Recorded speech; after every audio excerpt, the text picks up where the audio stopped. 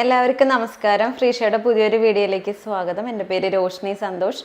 Allergic ആയിട്ടുള്ള പേഷ്യൻസിൻ്റെ അടുത്ത് നമ്മൾ പോളിസിയിൽ ചേർത്തുന്ന സമയത്ത് സർ എന്തെങ്കിലും അസുഖങ്ങളുണ്ടോ എന്ന് ചോദിക്കുമ്പോൾ മിക്കവാറും ആളുകൾ ഒരു അലർജി ഒരു അസുഖമായിട്ട് പറയാറില്ല.